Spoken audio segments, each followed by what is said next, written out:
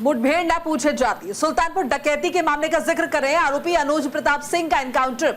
अनुज प्रताप के पिता ने दिया है इस बीच एक बयान भी।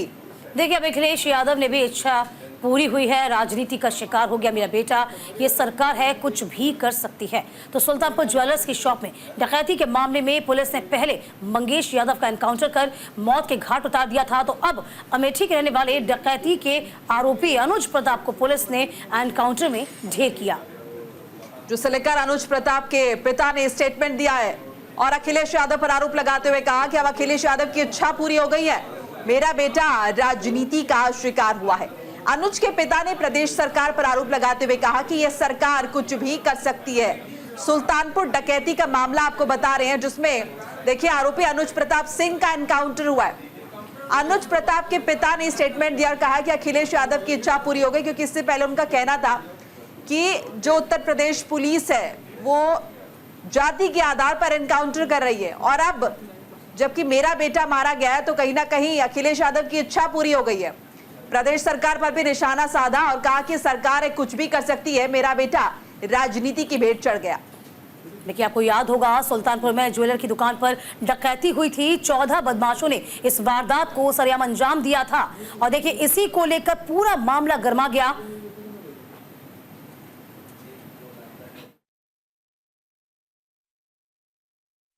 प्रताप सिंह मेरा लड़का था, उसका सूरत में सिर्फ एक ही केस था और बाकी सुल्तानपुर में नाम था। पुलिस ने उसको इनकाउंटर करके मृत घोषित कर दिया। हम लोगों को कोई भी जानकारी है इस विषय में नहीं। 3 मई में आया था, 4 जून को गए थे। चलो, अखिलेश यादव जी का इच्छा तो पूरी हो गई, कम से कम ठाकुरों का इनकाउंटर करके उनकी इच्छा की पूर्ति तो हो गई।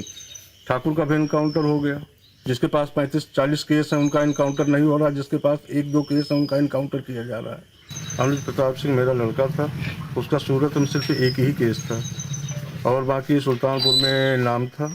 पुलिस ने उसको इनकाउंटर करके मृत घोषित कर दिया। हम लोग और चलिए आपको सुल्तानपुर का मामला बता देते हैं विस्तार से। देखिए, ज्वेलर्स की दुकान में जो है लूटपाट हुई थी, डकैती हुई थी। 14 बदमाशों ने वारदात को अंजाम दिया था। देखिए, 11 बदमाशों को पुलिस ने उस बीच ढेर किया या गिरफ्तार किया। मामले में अभी भी 3 बदमाश फरार बताए जा रहे हैं।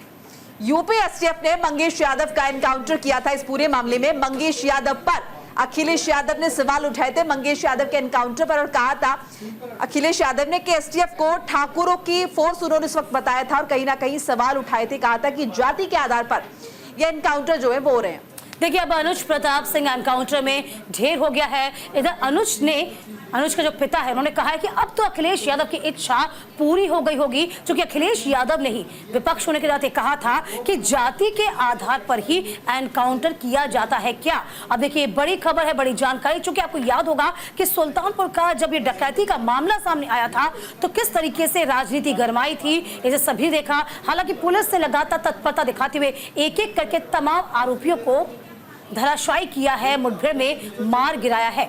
अभी भी तमाम आरोपी फरार बताए जा रहे हैं। देखिए, अनुज प्रताप के पिता ने अब कहा कि कहीं ना कहीं मेरा बेटा राजनीति का शिकार हुआ है, और चूंकि अखिलेश यादव ने पहले मंगेश यादव एनकाउंटर पर सवाल उठाए थे और कहा था कि चूंकि मंगेश यादव था इसीलिए उत्तर प्रदेश पुलिस ने जानबूझकर उसका एनकाउंटर किया।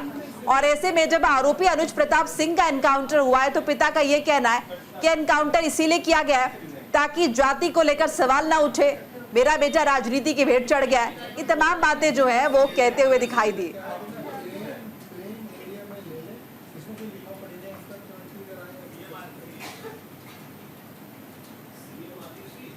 और तमाम जानकारी के साथ हमारे सहयोगी नीरज मिश्रा लखनऊ से इस वक्त जुड़ गए हैं। नीरज, वाकई में देखिए, आरोपी अनुज का जैसे ही एनकाउंटर हुआ है अब राजनीति गर्मा गई। अनुज के पिता ने कहा कि अब अखिलेश यादव को तो ठंडक हो गई होगी ना।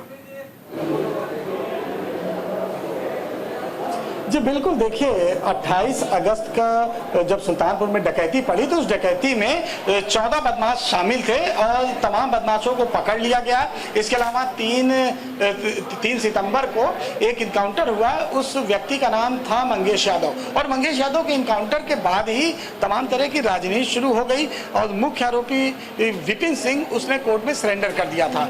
इसके बाद से जातियों को और अपराध को लेकर तमाम तरह के सवालात और राजनीति विपक्ष के द्वारा शुरू की गई और अखिलेश यादव ने साफ तौर पर एसटीएफ पर जातिवाद कर अपराधियों का इनकाउंटर करने, अपराधियों को पकड़ने का आरोप लगा दिया।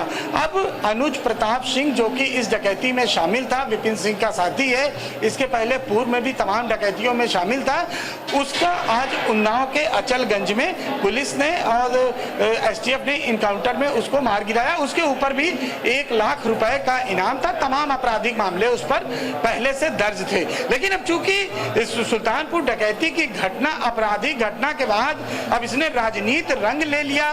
तमाम जो विपक्षी पार्टियां हैं वो इस पर प्रेस कॉन्फ्रेंस करने लगी और अपराधियों की भी जातियां डिवाइड होने लगी कि ये अपराधी इस जाति का था तो इसलिए ये सरेंडर कर दिया, इस जाति का था इसलिए इनकाउंटर हो गया।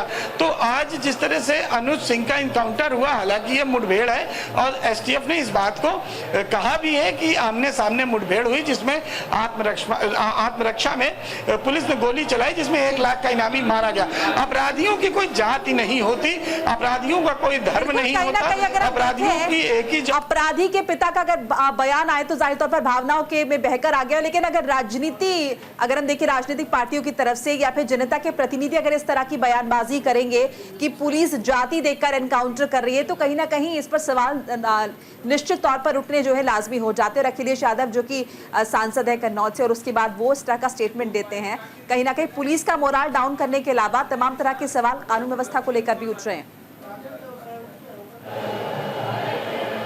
बिल्कुल, देखिए ये अपराधियों का गिरोह था जिसने डकैती डाली थी। न मंगेश यादव साधु संत था और ना ही अनुज प्रताप सिंह कोई साधु संत था। इसके ऊपर पहले से तमाम मुकदमे दर्ज थे और लगातार वो पुलिस से भाग रहा था। चूंकि इतना बड़ा कांड हुआ था सुल्तानपुर में, जिसके बाद यूपी के सीएम योगी आदित्यनाथ ने साफ तौर पर कहा था कि जीरो टॉलरेंस की नीति पर सरकार चल रही है और इस बात को अधिकारी भी मानते हैं। और लगातार पिछले समय में जिन जिन अपराधियों का इनकाउंटर हुआ है कहीं ना कहीं वो अपराध में लिप्त थे। अब अभी तक इस बात पर सवाल नहीं उठता था, लेकिन अब विपक्ष के जो नेता हैं वो कह रहे हैं या तो मुस्लिम देखकर इनकाउंटर हो रहा है या फिर यादव देखकर इनकाउंटर हो रहा है। इस तरह की तमाम बातें जब से सामने आई तो एसटीएफ का भी बयान देखिए आज यही आया कि जाति देखकर एसटीएफ इनकाउंटर नहीं करती है। तो कहीं ना कहीं राजनीति हावी होती जा रही है अपराध और अपराधियों पर। इसके पहले ये चीजें नहीं होती थी। अपराधी होता था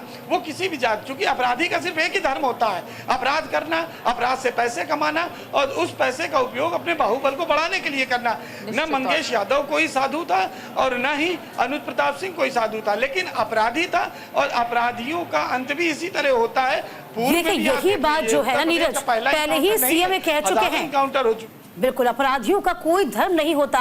अपराधी या तो अपराध छोड़ दें या फिर सरेंडर कर दें या राज छोड़ के चले जाएं। ये पहले ही कह चुके थे सीएम योगी आदित्यनाथ। लेकिन आपको याद होगा कि जब से एनकाउंटर शुरू हुए थे और एनकाउंटर को लेकर अखिलेश यादव पहले भी सामने आए थे, तब भी उन्होंने कहा था कि आप जाति को लेकर, जाति को देखकर ही एनकाउंटर करते हैं। और एक बार फिर से वही बात कहते नजर आए। और देखिए वक्त भी वो है जब उपचुनाव भी नजदीक है, जिसे विधानसभा चुनाव का लिटमस टेस्ट कहा जाता है। बिल्कुल, देखिए जब भी इस तरह की राजनीति होती है चुनाव के पहले, इस तरह की जो अपराधियों का राजनीतिकरण होता है, अपराध का राजनीतिकरण होता है, उनकी जातियां डिवाइडेड होती हैं। आपको याद होगा कि 22 के पहले अतीक अहमद को लेकर भी इसी तरह की चर्चा हुई थी, जब विपक्ष ने कहा कि अतीक अहमद को जिस तरह से मारा गया वो कहीं ना कहीं उन्होंने उस पर सवाल उठाए। इसके पहले जिस तरह से अतीक अहमद के गैंग का उत्तर प्रदेश से सफाया हुआ, कई लोग पकड़े गए, कई लोग पुलिस मुठभेड़ में मारे गए, इस पर भी विपक्ष ने सवाल उठाया। ये इस तरह की राजनीति पहले नहीं होती थी।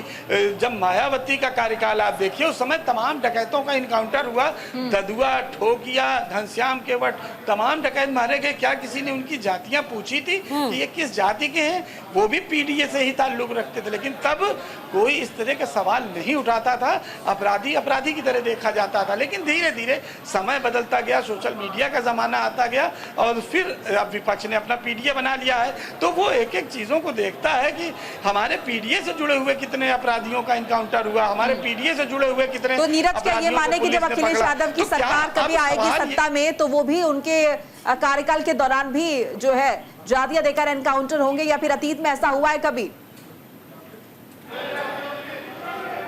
जो बिल्कुल देखिए सवाल उठता है, क्या अगर कभी अखिलेश यादव की सरकार आती है तो क्या उस समय जाति देखकर अपराधियों को सरेंडर कराया जाएगा? क्या जाति देखकर अपराधियों को जो है जो अपराध उसका कम माना जाएगा या कम आंका जाएगा? बिल्कुल नहीं माना जाएगा। ये बात बिल्कुल सही है। जब आदमी सत्ता में होता है तो उसके लिए सभी समान होते हैं। एक बड़ी डकैती थी और डकैतों को इस तरह का संदेश देना जरूरी भी होता है कि आप अगर इस तरह के अपराध करेंगे तो आपका सामना पुलिस से हो सकता है, आप जेल जाएंगे, आपके ऊपर मुकदमा दर्ज होगा, लूट का मुकदमा दर्ज होगा, और अगर आपसे पुलिस मुठभेड़ पे आप पुलिस के ऊपर फायरिंग करेंगे तो आपका इनकाउंटर हो सकता है। ये कोई बड़ी बात नहीं है। और आज ये पहला इनकाउंटर नहीं, लेकिन ये पहला इनकाउंटर है जिस पर राजनीति शुरू हो गई। वही मैंने आपसे कहा कि ये ऐसा पहला एनकाउंटर इस वक्त सामने आया जब उपचुनाव नजदीक है, उसके ऊपर राजनीति अब गहरा रही है। और देखिए ये कहीं ना कहीं एक मैसेज थ्रू करने की कोशिश होती है जनता के बीच में, उनको भटकाने के लिए कि फला जाति को सपोर्ट किया जा रहा है, फला जाति को सपोर्ट नहीं किया जा रहा। हालांकि जनता बहुत समझदार भी हो गई है नीरज, वो अच्छी तरह जानती है अपराधी अपराधी ही होता है। बिल्कुल दीपिका, देखिए जिस तरह से तमाम अपराधियों के इनकाउंटर हुए, तमाम अपराधियों को जेल की सलाखों के पीछे भेजा गया, तो इससे आम जनता तो बहुत खुश होती है। लेकिन कहीं ना कहीं वर्गीकृत करने वाले, अपराध को वर्गीकृत करने वाले और अपराधियों को वर्गीकृत करने वाले का जो सिलसिला शुरू हुआ है, ये पहली बार ऐसा मुझे दिखाई दे रहा है। इसके पहले जातियां देखकर या इस तरह की बातें विपक्ष भी नहीं करता था, और पुलिस को भी ये कहना पड़ा। आज का बयान देखिए, पुलिस को भी ये कहना पड़ा कि पुलिस जाति देखकर इनकाउंटर नहीं करती। क्या पुलिस भी इस चीज से जो है मुतमैन हो रही है? पुलिस पे भी इस चीज का प्रेशर आ रहा है कि विपक्ष जो कह रहा है उसको हम सही साबित करें। तो ये बहुत ज्यादा अगर कहा जाए कि कंफ्यूजिंग होता जा रहा है पुलिस के लिए भी। ये अगर सवाल का जवाब अगर भाजपा दे, सत्ता पक्ष दे, तब तो समझ में आता। पुलिस को भी अपनी बात सिर्फ इनकाउंटर तक ही रखनी चाहिए।